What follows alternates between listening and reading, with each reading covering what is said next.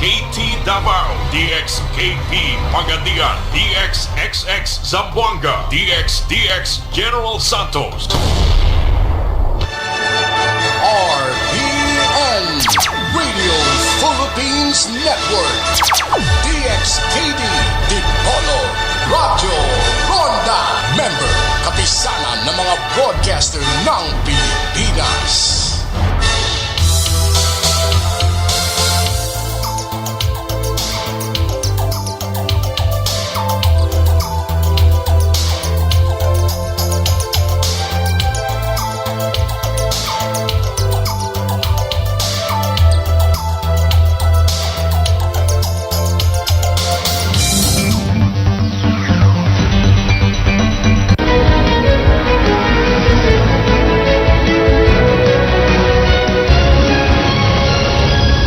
This is Newsnight, where we go above and beyond the headlines. I'm Beyond Tiveros. Tonight on the program, can businesses reject job applicants who are still unvaccinated against COVID-19? President Duterte says employers have the legal right to do so. The president has chosen his 7th Philippine National Police Chief. Leonardo Carlos is taking the helm of the police force. And good news for moviegoers. Some theaters reopened their doors after a year of shutdown because of the pandemic.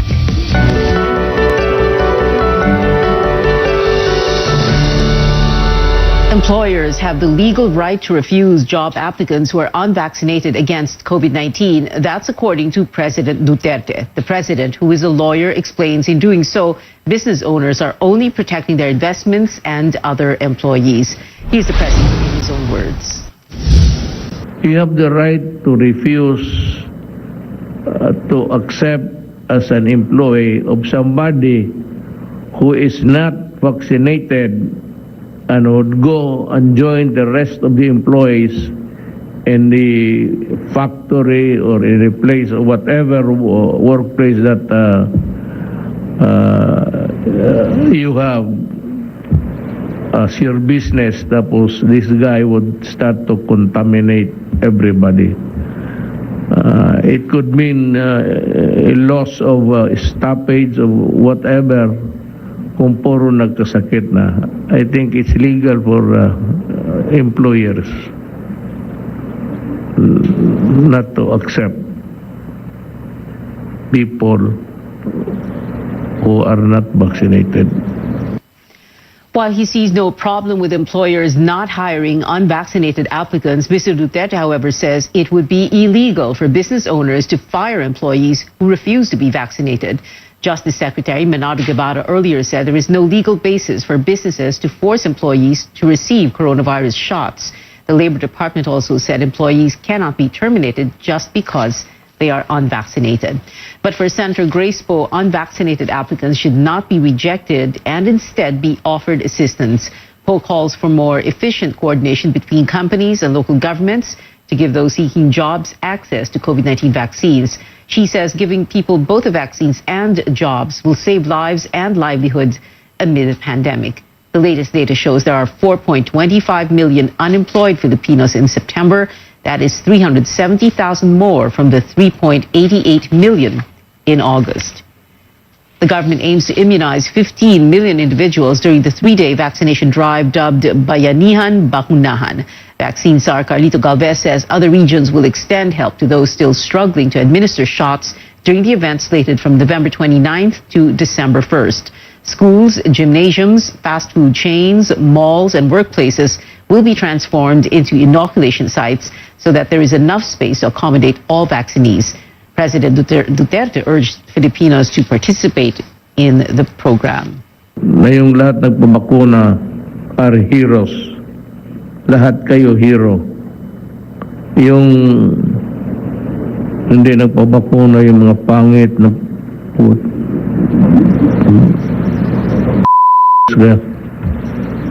bigyan ng problema na. Nearly 30 million people in the country have been fully vaccinated, while 35 million have received their first dose. Before leaving the country, overseas Filipino workers are getting their COVID-19 doses from the government, but some skipped out because of the vaccine brand. The vaccination drive at the Department of Labor and Employment's main office saw confusion among OFWs after finding out they were getting AstraZeneca shots. Because these require a 3-month gap between the first and second doses, OFWs were afraid it could delay their travel abroad. The Labor Secretary said the allotted shots were from Brunei. Actually, walang problema ang vaccine para sa mga OFW dahil A1 sila eh. Nagkataon lang kasi na pinadala na ko ng Brunei ng I think 2,000 dosage ng AstraZeneca, and Mrs. Sermonia of Clans requested for immediate vaccination. So agad-agad ay ni-schedule natin yung vaccination ng mga OFWs ngayon na who are scheduled to leave already for their destination.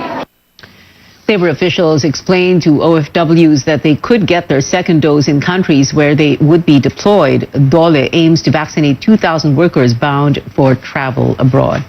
Now, the government buys more syringes as reserve stock so that the COVID-19 immunization drive will not be affected. The World Health Organization earlier advised countries to plan ahead, warning of a possible shortage of up to 2 billion COVID vaccine syringes next year. In a statement to CNN Philippines, Health Undersecretary Mirna Kabutahe said the country has 5.9 million auto-destruct syringes in stock that is compatible with most shots. But Kabutahe added the current supply of 0.3 millimeter syringes for Pfizer doses are not enough. The government has so far secured 44 million of these through UNICEF, including reserve stocks. But deliveries have been late because of a global shortage. 4 million syringes are expected to arrive by the end of the month.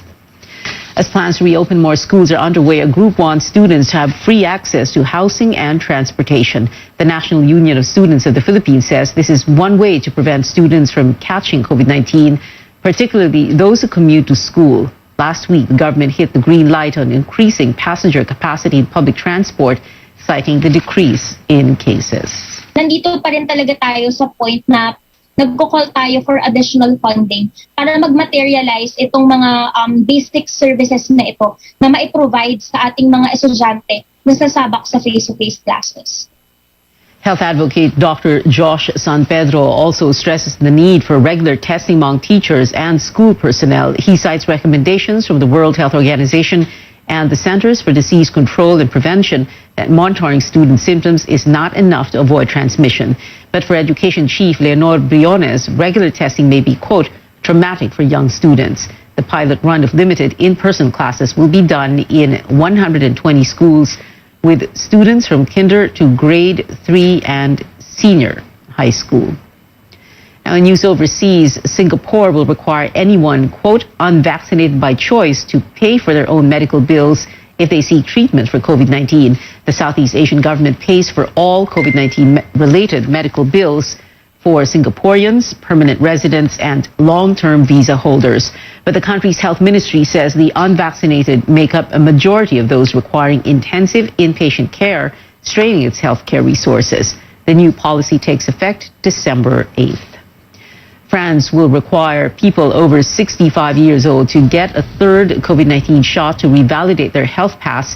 The health pass has been an essential tool in boosting the country's immunization rates, as those without it are banned entry to public transport and other public and private spaces. Several parts of Europe are currently battling new case spikes caused by the Delta variant. Myanmar announces plans to welcome international tourists in early 2022. Officials have set up a website to anticipate tourist interest. Some governments, however, warn the residents to stay away from Myanmar because of COVID-19 concerns and instability in the wake of a coup. A military junta overthrew the country's democratically elected government in February. Coming up on Newsnight, a former police spokesman is taking on a new role as the 7th chief of the Philippine National Police under the Duterte administration.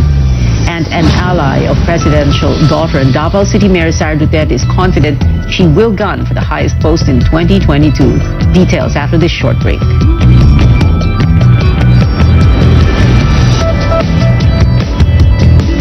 Love is all about time. Di minamadali ang pagpapasarap. Like the love in every Pure Foods ready to eat. Slow cooked and ready in 8 minutes. Para may time ka sa mga mahal mo. Because love takes time.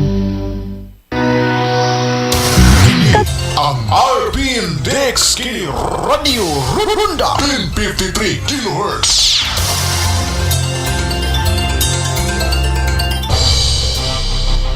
Quincentenary Faith Rewind.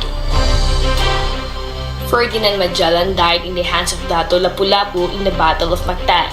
Spanish navigator Juan Sebastian Elcano took command of the voyage, which finally reached the Spice Islands. To date, the expedition is also known as Magellan-Elcano Expedition.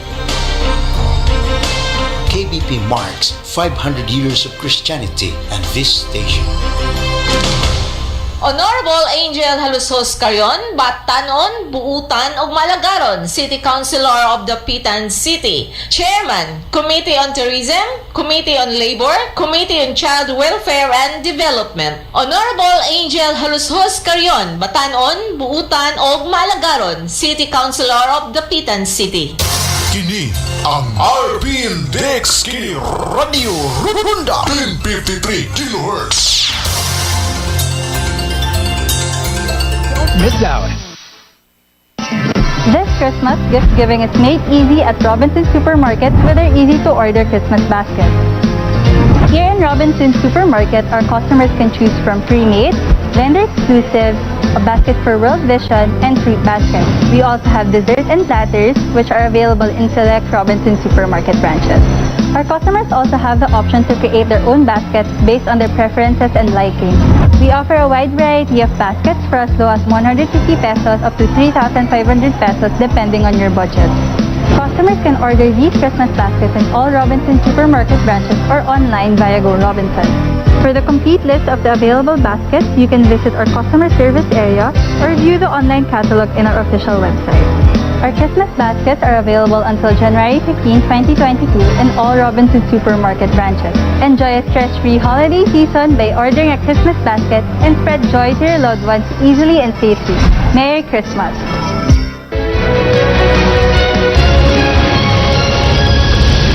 Welcome back to Newsnight. President Rodrigo Duterte names Leonardo Carlos as the new Philippine National Police Chief. Carlos will replace Guillermo Eleazar, who is set to retire on Saturday, November 13th. Malacanang says it is confident he will continue making the PNP a, quote, professional, capable, and reform-oriented organization. Carlos, a member of the PMA Maringal class of 1988, is the current head of the PNP directorial staff. He also served as PNP spokesperson, Eastern Visayas Police Regional Director, and Highway Patrol Group Commander. Carlos will hold the top police post until May 2022, when he is set to retire at the mandatory age of 56. He is the 7th PNP chief under the Duterte administration. The Regional Drug Enforcement Agency in Davao carries out an internal probe into a controversial buy-bust operation in Davao de Oro. Former Davao City Information Officer Jeffrey Tupas was linked to a drug raid on Saturday at a beach resort in Mabini town, where a businessman and 16 others were arrested. In a statement with Rappler, Tupas claimed he left an hour before the raid took place, but the suspects claimed in an interview with news site Newsline Philippines that Tupas was present during the operation but was released because of her supposed connection to Davao City Mayor Sara Duterte. PDEA Director Wilkins Villanueva denied this on state television. Walang Jeffrey Turpas sa target natin during the operation sa Davao de Oro. Okay. According mismo kay Jeffrey, nag-attend siya ng private beach party, but eventually umalis sila ng boyfriend niya before na ikasa ang buy-bust operation. So in short, hindi siya kasama sa mga hinuli. This is the first time na nagkaroon ng successful buy-bust operation sa isang private rave party. And our agent should be congratulated for successfully doing it. Villanueva added the Duterte family has never interfered in any anti-drug operation in Davao.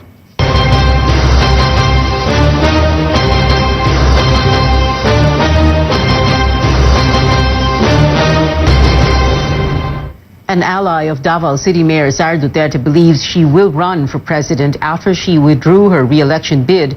Albay Representative Joey Salceda says he has been in touch with Duterte and that gunning for the vice presidency is not on the table for her.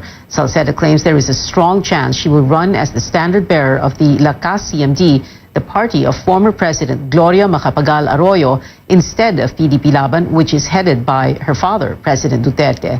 The lawmaker adds the younger Duterte would have filed her certificate of candidacy for president earlier but faced hurdles in her plans. That is the only logical conclusion to all the gyrations in politics inside the administration. And BP is definitely not an option for her. She wanted to run on her terms. That's something, and that shows, I would say, enlightened stubbornness to a goal or unyielding firmness towards a purpose. So she did not yield a single inch. So she's running for president on her own terms. Salceda first announced in May that Mayor Sara will seek the country's highest post. He says the mayor will reveal her plans before November 15, the deadline for the substitution of candidates. While Davao City Mayor Sara Duterte remains mum on her next steps after withdrawing her re-election bid, presidential hopeful Bongbong Marcos is urging the public to patiently wait for her decision. Marcos, through his spokesperson Vic Rodriguez, says any comment on the matter would be, quote, very inappropriate. But that's amid speculations about a possible Marcos-Duterte tandem ahead of the November 15 deadline for substitution. Another aspirant, Manila Mayor Isko Moreno, says he does not care about any political move from the Davao City Mayor. Moreno says he would rather focus on listening to people's concerns than dwell on others' politics. Vice President Leni Robredo yesterday said the political plans of Duterte's children would not affect her bid for the country's top posts. Tingin ko it can work to our advantage. Dahil mas klaro kung sino ano yung mga pinaglalaban, ano yung mga paniniwala, sino yung mga maghahampi. Tingin ko pag nangyari ito, yun yung magiging resulta na mas magiging defined yung mga linya. Wala naman akong pakialam sa kung anong gusto nilang gawin sa politika nila.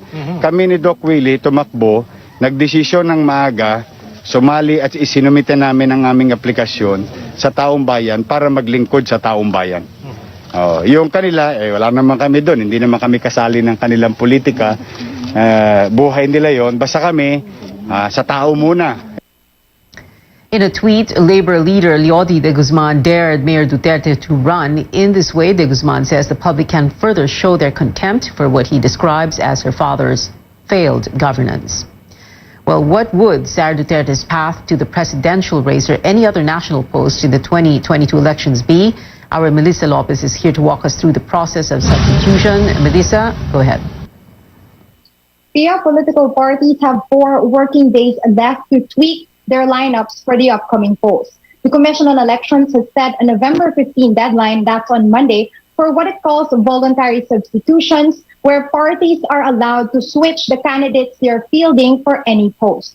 It's a much-awaited maneuver, especially with presidential survey frontrunner Mayor Sara Duterte suddenly opting out of re-election in Davao City on Tuesday. She is a regional party. If she is going to substitute, then she will have to join a political party that already has a candidate for whatever position she wants to substitute. The poll body is also making special adjustments this year and announced it will also accept applications for substitution on Saturday from 8 in the morning until 5 in the afternoon at the lobby of its headquarters, the Palacio del Gobernador in Intramuros, Manila, outside usual office hours. Aspirants must show up before COMELEC and personally withdraw their certificates of candidacy. Their replacements must belong to the same party and should file their own COCs together with a certificate of nomination from their political party. COMELEC says independent candidates cannot be substituted. There are 16 parties which fielded a presidential bet for 2022. And if we remove the groups that are not allied with Mayor Sara, there are about 10 national parties that could pave the way for her to join the presidential race if she so desires. This is the same process that Sara's father, then Mayor Rodrigo Duterte, went through when he ran for president under PDP Laban in 2016. Meanwhile, COMELEC has received at least 91 petitions to stop the candidacies of national bets, including that against presidential aspirant Bongbong Marcos. Back to you, Pia. Melissa, do we have any updates on preparations for the campaign and election day itself on May 9th? That's only 6 months away. Yes, Pia, just this morning, the Comelec and Bank voted for longer voting hours. Voting will start at 6 in the morning on May 9th and will be open until 7 in the evening. However, Commissioner Marlon Casquejo says that the 7 p.m. time is just the cutoff for people or voters to line up, and that precincts will only close once the last person in the line by that time has cast his ballot. As for campaign guidelines, these are still being finalized, although Casquejo said they are looking to anchor the categories or restrictions for campaigning to the alert level in a certain area or municipality. So if the COVID-19 restrictions are loose in the specific local government unit, more candidates and more supporters can interact in face-to-face campaign events. Back to you. Melissa Lopez there reporting. Still ahead on Newsnight, cinemas in Metro Manila are finally reopening to moviegoers. Find out which films will be heading to the big screen. And speaking of films, a popular anime series is getting a live-action adaptation. We give you a first look at the cast of One Piece after the break.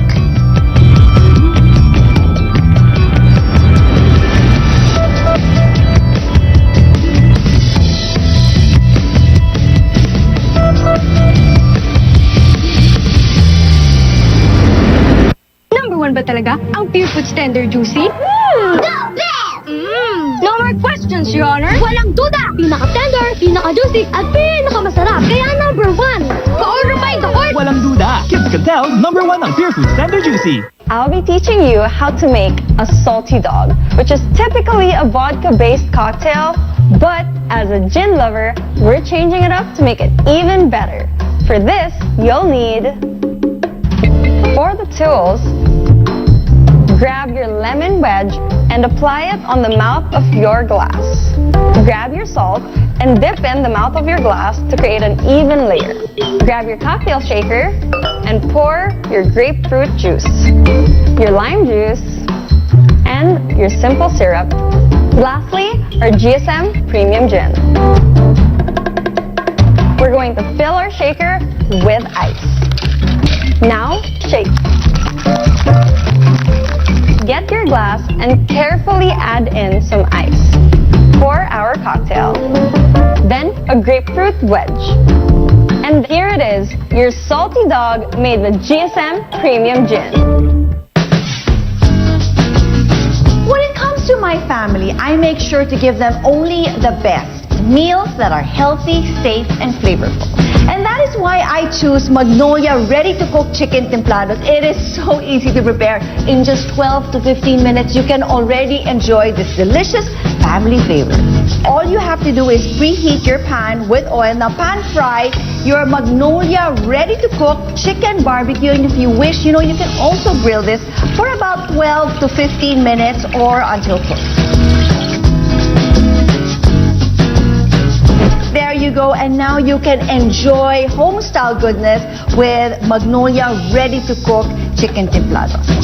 Now, each Salyado Sigurado pack is pre-marinated. It is made from fresh chicken. It is so easy to prepare and super delicious. And not only that, but it is also high in protein, which helps boost our immune system. And you can get your Magnolia ready-to-cook chicken templados from Magnolia Chicken Stations. They come in chicken tocino flavor, and they also have the chicken teriyaki. This is so tasty, so tender, super, super delicious. My kids absolutely love this. Now, it's also good to know that Magnolia chickens are raised in a stress-free environment with no hormones, no antibiotic residue, and with omega-3. Ganyan ang alagang Magnolia.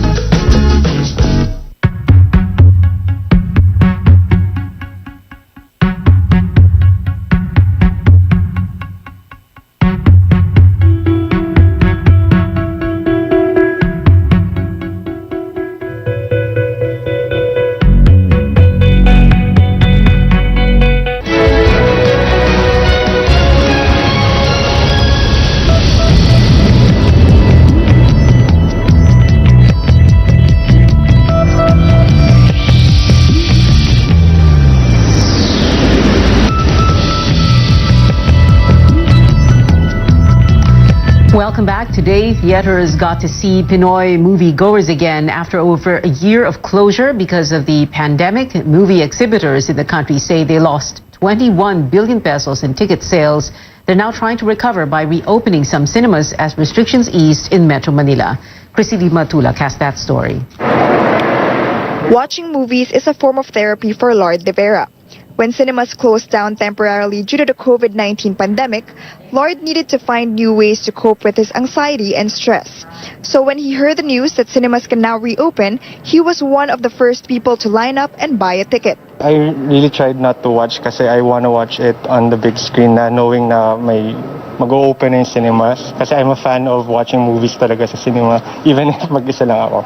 There are others who are just as enthusiastic as Lord, like this group of friends patiently waiting for their turn to buy tickets. Masaya kasi pwede nang manood ng movies yung kasama yung family namin. Fully vaccinated naman na po, tsaka may social distancing pa rin naman po siguro. Under Alert Level 2, cinemas can operate at 50% capacity for fully vaccinated individuals. Moviegoers would have to present their vaccination cards before they can buy tickets. In some cities like San Juan, minors aged 12 and up can also watch movies. Of course, automatic na fully vaccinated adults dapat. Ngunit pati ang minors, nire-require po nila na fully vaccinated. Inside movie houses, eating is prohibited, and the one-seat-apart policy is being implemented. Face masks should be worn. Despite the steady rise of movie streaming platforms, exhibitors say nothing can beat seeing films on the big screen. Watching in a theater is still incomparable, no? Especially for the blockbusters movies. We have all the sensorams and everything, so we will have all the big titles coming in. And of course, the screen is bigger compared to your house, no? And at the house, maraming interruption. Dito at least, you can watch for 2 hours, no? Relax and enjoy the experience of watching a movie in the theater. Even with the implementation of health protocols in cinemas, movie enthusiasts are still happy that things are going back to the way they were. Chrissy Matulak, CNN Philippines. As theaters' doors reopen, we give you a look at some of the titles you can already watch today with your mask and face shield on. On the menu is sci-fi blockbuster Dune, which broke box office records upon release, and the sequel to the horror hit A Quiet Place. It arrives in the country nearly 6 months after its U.S. release.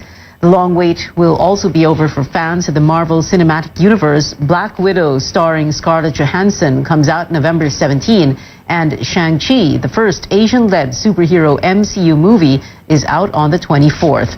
Third on the plate is the star-studded Eternals, dropping on the first day of December. For anime fans, here are the faces that will portray the infamous Straw Hat Pirates on Netflix. The streaming giant announced 5 cast members for the live-action adaptation of the hit show and manga One Piece. Iñaki Godoy will play Luffy, and joining him are Mac Kenyu as Zoro, Emily Rudd as Nami, Jacob Romero Gibson as Usopp, and Taz Skylar as Sanji. Tomorrow Studios and One Piece publisher Shueisha are producing the 10-episode series. Carolers may sing Merry Christmas out on the streets again if they comply with health protocols. The Yuletide singing tradition was banned last year to help prevent COVID-19 cases. But this Christmas, Interior Undersecretary Jonathan Malaya said caroling is allowed for areas under Alert Level 2 as long as minimum public health standards are allowed or followed. Carolers outdoors and those listening can take up to 70% of the location's capacity. And if indoors, it would be at 50% capacity with all attendees already vaccinated. It is 45 days before Christmas, and that is it for now. Join me on News.ph at 7 p.m. I'm Pio Ontiveros for Newsnight, where we go above and beyond the headlines.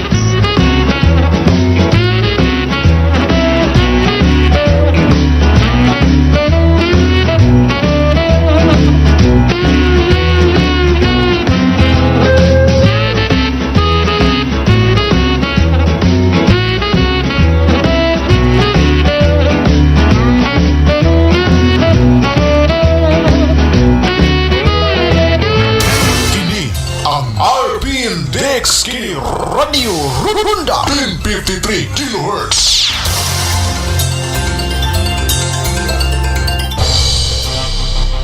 Bicentenary Faith Rewind. The image of Santo Niño may have come from Michelin, Flanders, now part of Belgium. There are surviving images that resemble the one in Cebu from 16th century Flanders. King Charles I of Spain grew in Flanders and must have obtained and given images of the Santo Niño for the expedition. KBP marks 500 years of Christianity and this station. Sa panahon ng pandemyang ito, mahalagang manatili tayong physically at mentally healthy. Kung ikaw ay may karamdaman ng takot, pagkabahala at pangamba, kausapin natin ang ating mga mahal sa buhay at ituon natin ang ating atensyon sa mga bagay na makatutulong sa ating kalusugan. Maaari ring sumangguni sa 1553-0917-899 usap 8727 o 027989 usap 8727. Mental health ay pangalagaan. Tara, usap tayo, kaibigan. Dapitan City Councilor Jezebel Bing Balisado, konsehal sa Dakbayan sa Dapitan nga dali duulon og maabibihon sa iyang mga katawhan. Konsehal Bing Balisado maluluyon og matinabangon sa tanang higayon. Konsehal Bing Balisado sa Dakbayan sa Dapitan. Mga higalan namong suking tigpaminaw, maayong adlaw kaninyong tanan. Ang DXKD EM Station RPN Management Dipolog City magpahigayon og libreng panag-inambitay sa pulong sa Ginoo. Dialogo sa kamaturan. Among giawag tanang magawali sa naglain-laing relihiyon sa pagtambong ning maong programa. Dialogo sa kamaturan. Aron mapabati sa tanang katawhan ang inyong matag baruganan, sumala sa kamaturan alang sa hingpit nga kaluwasan ug kinabuhing walay katapusan. Dialogo sa kamaturan. Ang dialogo sa kamaturan ninyong mabati matag alas 3 ngadto sa alas 5 sa hapon adlong Domingo. DXKD Ronda Balita. Mga balitang may kamatuuran, way gidapigan o hilisgutanan sa katawhan. DXKD Ronda Balita. Mga labas nga mga balita gikan sa sinaligang mga tinugdagan. Balitang hinimo sa lawak balitaanan. Diin inyong madungog ang mga balitang lokal, regional, national o international o uban pang may kalabutan sa atong kadalilimban. Gihatod kaninyo live gikan sa RPN DXKD Radio Ronda Broadcast Center. DXKD Ronda Balita. Inyong madungog matag adlang Lunes hangtod Biyernes alas 12 hangtod sa alas 2 sa kahaponon ug makita usab sa RPN DXKD Dipolog Facebook page, YouTube ug sa Twitter. DXKD Ronda Balita.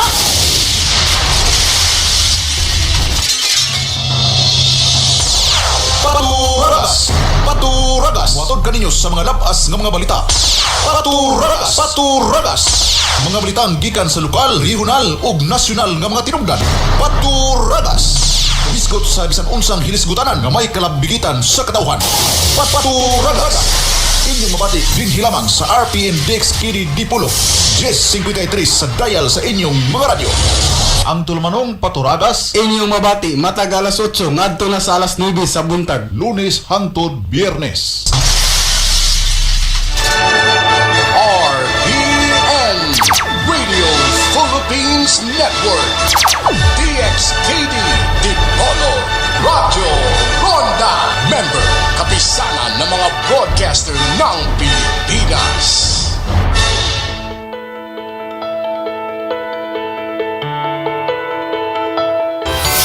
The Burr months are almost here, and while there are many things to look forward to this season, it also means the monsoon months come with a number of diseases that we need to protect ourselves from. We need to prepare as early as now to keep ourselves and our loved ones safe as well as protected. And on the program today, we'll talk more about these monsoon diseases and how best to safeguard ourselves against them. I'm Dr. Freddy Gomez, and welcome to MedTalk Health Talk on CNN Philippines.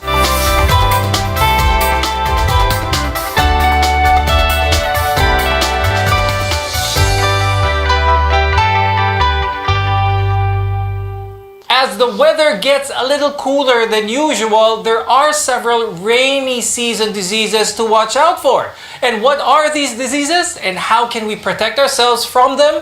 Let's welcome our guest for today. With us is Dr. Ferdy de Guzman, infectious disease specialist from the San Lazaro Hospital. And we're also joined by Dr. Rosalie Fuentes de la Rosa, who practices pediatrics. Now, among all rainy season diseases, many of you are probably most familiar with dengue. It's one of the most widespread diseases during these months in our country. So I'll start the discussion kay Dr. Ferdy. Dr. Ferdy, anong bang kailangan malaman ng ating mga viewers pagdating sa dengue? So vector-borne po ito, so sa mosquito po ito nang gagaling. And the government has been very, very active po sa campaign against this disease because it has caused a lot of deaths before. So nothing much has changed about the disease except very important po re-emphasize pa rin ng government ang 4S po. Ito po ang ating moves against the spread of dengue. Bago nagkaroon ng pandemic, lahat ng mga may lagnat is considered dengue until proven otherwise. But dengue is still around, so we still need to be careful for it. Now, dengue is a disease caused by any one of 4 closely related types of dengue viruses. And as of now, there's still no cure for it, but treatment is towards symptom relief. Dr. Sally, could you tell us about some of the signs and symptoms that may point to a person having dengue? So when we say dengue, the most common signs and symptoms of such includes yung intermittent fever or yung pabalik-balik na lagnat which may last for 2 to 7 days. Some patients may also exhibit yung mga muscle and joint pains, yung pagsakit ng mga kasukasuan, and others may also feel yung mga pain behind the eyes, masakit yung mata nila, and there may also be associated na bleeding from the gums, nose, and even sa stool.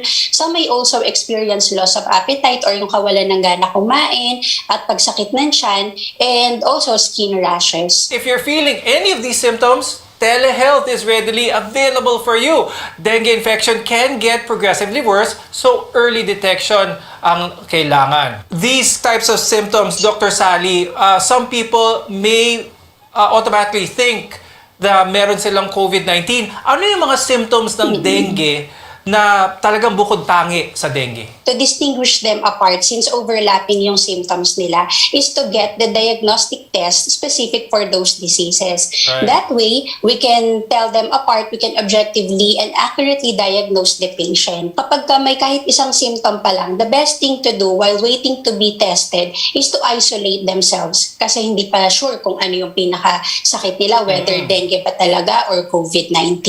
Now, another mosquito-borne disease that has quickly evolved in our country is malaria. Now, Dr. Ferdy, anong mga simptomas ang pwedeng makita sa isang tao na may malaria? With malaria po, there is a cycle. So, fever, chills, diaphoresis. So, in other words, ano po itong diaphoresis? Pinagpapawisan po. So, cold, clammy perspiration. So, pareho po siya ng, let's say, COVID, ng nasabi ni Dr. dengue, but may cycle po. So every 3 days, pwede siyang cyclic, periodic, every 4 days. When it comes to malaria, dapat po may history of travel sa endemic areas.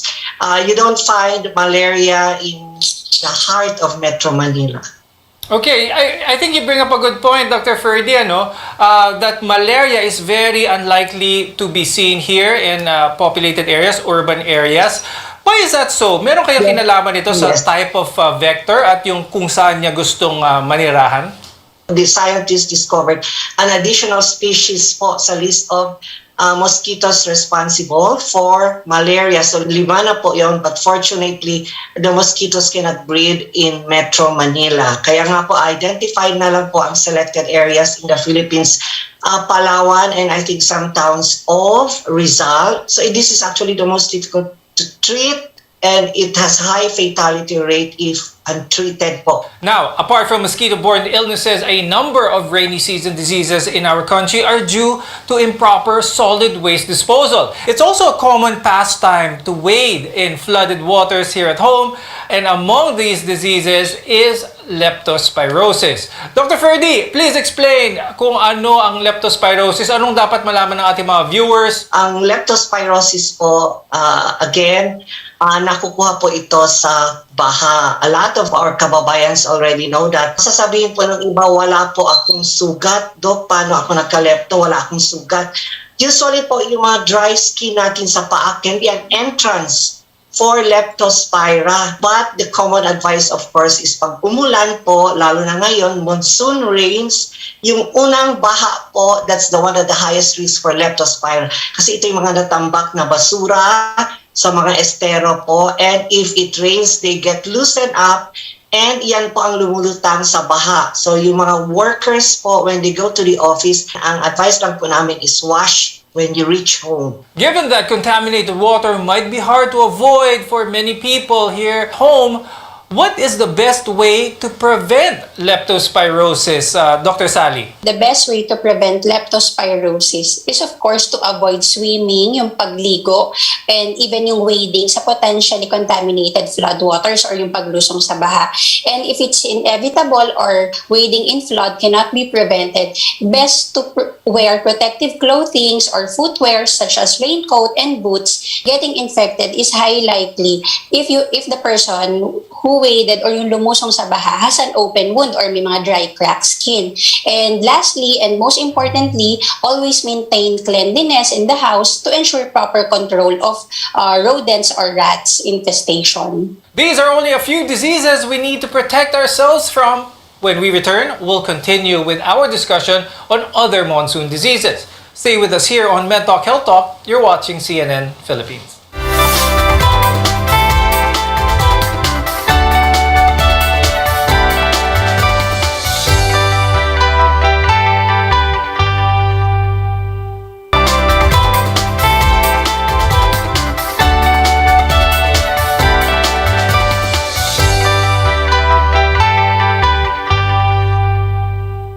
Today, we're talking about monsoon diseases and how we can protect ourselves and our loved ones from them, especially in the middle of this pandemic. I'm Dr. Freddy Gomez and welcome back to Med Talk Health Talk, your partner in healthcare. Just like many monsoon diseases, typhoid fever is a disease caused by improper sanitation. Dr. Freddy, let's talk about typhoid fever. Ano ba ito? Saan ba nakukuha ito? Typhoid fever po is a food. You have to be careful of the food that you take. Again, because food may be contaminated. Mostly fecal oral ang typhoid fever. Because typhoid fever usually spreads through yung feces or urine ng mga taong infected nito. And there are a few other factors that can make you more vulnerable to it.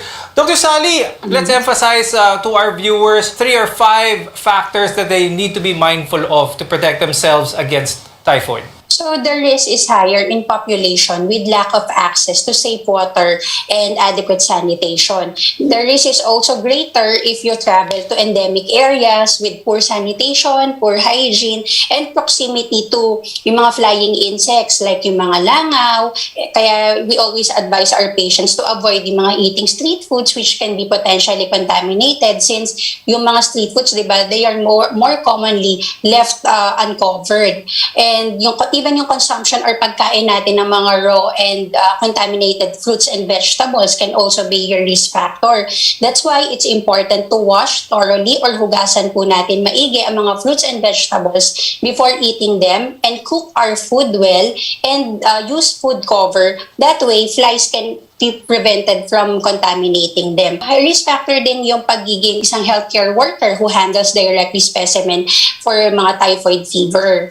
Now, many of you have probably experienced diarrhea at one point. It's usually just mild and mainly affects probably young children below 5 years old. But Dr. Sally, when is diarrhea a cause for concern? So, most cases of diarrhea naman are self-limiting or they resolve by themselves. However, in cases of severe diarrhea, meaning you have more than 10 episodes of loose stools in a day or diarrhea presents with fluid losses having greater than the oral intake, meaning mas marami siyang nilalabas kaysa sa naiinom, that can lead to dehydration, which is a life-threatening concern or if left untreated. So, lalo na sa children, dehydration is particularly dangerous. So warning signs for diarrhea which can be causes of concern includes yung mga diarrhea that lasts for more than 24 hours even if you already started your treatment, excessive thirst or uhaw na uhaw ang bata with dry mouth, sunken eyeballs, and some may also present with pag kinurot mo sila or if you pinch their skin, hindi siya bumabalik for less than 2 seconds. So that's also a warning sign. And even yung mga passage of bloody stools or fever na high grade, those are mga particular causes of concern natin. And if you have diarrhea or LBM, drink at least 8-ounce glasses of water each day. Advice to this is you drink these in small sips. So tuloy-tuloy but small sips to give rest to your stomach and its hyperactivity. During the monsoon time, that is very common. The Department of Health reports that at least 480,000 Filipinos are affected by the flu each year. Now, the flu is a highly contagious respiratory illness that infects the nose, the throat, as well as the lungs. Dr. Ferdy, how is this usually treated ba kapag ang isang tao ay may trangkaso? Okay ba dito ang paglo-load up, pagdo-double, triple dose, quadruple dose ng vitamin C? We tell our patients if they have a case of ILI, meaning influenza-like illness po.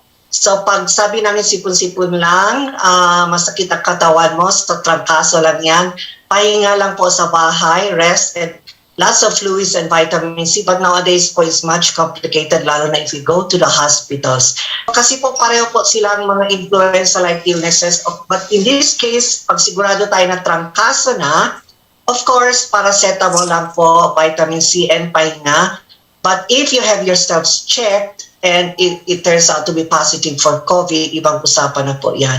Pero sila po, kasama po yan sila sa ini-screen ngayon in the fever lines po ng DOH. For some people, the change in season might also mean mga allergies.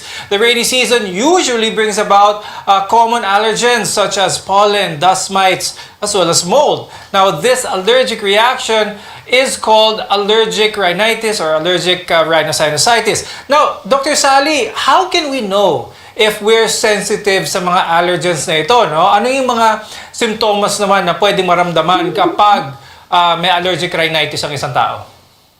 Okay, so when we say allergic rhinitis, it is an allergic response to a specific allergen or allergens. It is usually caused when our body overreacts to a certain allergen like pollen, dust, or molds. Common signs of allergens includes yung very common is yung sneezing or yung pagbahing more than the usual, runny nose or yung passage of watery nasal discharge, and also they may also present with itchy or dry eyes yung makati yung mata nila. Some may also have dry or tickly cough, yung kumakati po ang lalamunan nila, and occasionally with sore throat and cough. Yung cough naman nila, hindi siya nagpa-persist. It's more of with particular timing of the day dahil brought about by the post-nasal drip. So, ang difference niya with allergic rhinitis, definitely you won't have fever and you won't have mga muscle pains like those na nakikita natin sa other illnesses. Now that we know about these prevalent monsoon diseases, what's the best defense against them? We'll discuss this after a short break. We want to be your partner for a lifetime of good health, so stay with us on CNN Philippines.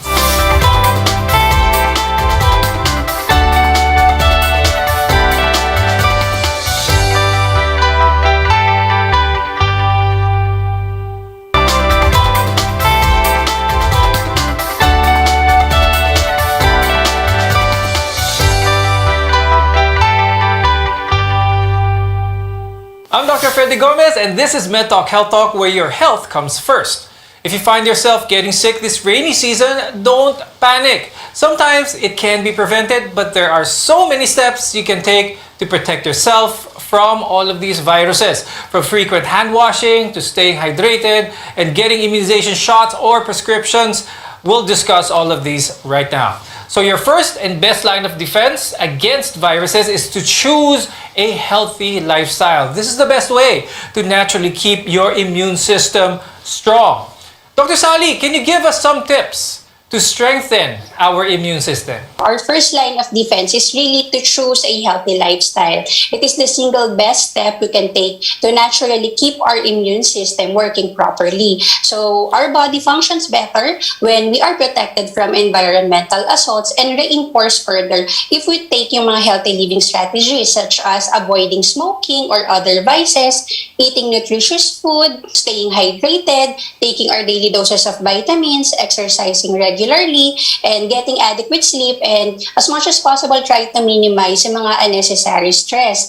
We must also update our immunization since vaccines are there to prime our immune system to fight off diseases even before they enter our body. So all of this play vital roles in fighting off diseases and strengthening our immune system. Now, never underestimate what eating healthy, exercising regularly, and getting enough rest can do for your body. Now, vitamins and supplements are also a good way to boost one's immunity. Now, while most vitamins can be taken at any time of the day, some vitamins are actually better absorbed under certain conditions. Dr. Ferdy, what are some of the vitamins na dapat tinitake ng ating mga viewers? What is very important nowadays is vitamin C plus zinc. Well, for the senior citizens, they have maybe antioxidants more, vitamins with antioxidants. Of course, different from the needs of those of young adults who go out to work, okay, who commute, because seniors have to stay at home, so less activity now. Of course, for children, another set of vitamins. So it depends on the age group and to the call of the physician. But I would still advise, eating healthy food, okay? So not so much with the vitamins, because we are a culture who depended so much on vitamins. I would prefer we eat the right food and sleep. It is actually more ideal to get your vitamins as well as any other nutrients doon sa pagkain na tinitake mo. Ngayon, going with what Dr. Ferdy said, Dr. Sally, meron ba tayong good sources ng vitamins pagdating sa pagkain? Yes, there are. Aside from the usual na over-the-counter vitamin C supplements we can purchase from drugstores, it can also be found in many foods, particularly sa fruits and vegetables. So, the top sources of vitamin C are citrus fruits, yung oranges, kiwi, cantaloupes or melon, strawberries, even peppers, tomatoes, cauliflower, broccoli, and potato. So, basically, madali naman silang hanapin among sa mga groceries and even sa mga stores natin. Yes, that's right. So, hindi dapat maging mahal para kumain ng masustansya. So, try to incorporate these foods into your daily diet as much as possible. And we also continue to remind you to always wash your hands and practice minimum health standards. Let's all work together to keep safe from these monsoon diseases as well as COVID-19. With that, I'd like to thank infectious disease specialist Dr. Ferdy de Guzman and pediatrician Dr. Rosalie Fuentes de la Rosa for guiding us today with this topic. We hope our conversation was very helpful to our viewers. Choose well and choose to be healthy. I'm Dr. Freddy Gomez. Stay safe and we'll see you again next time.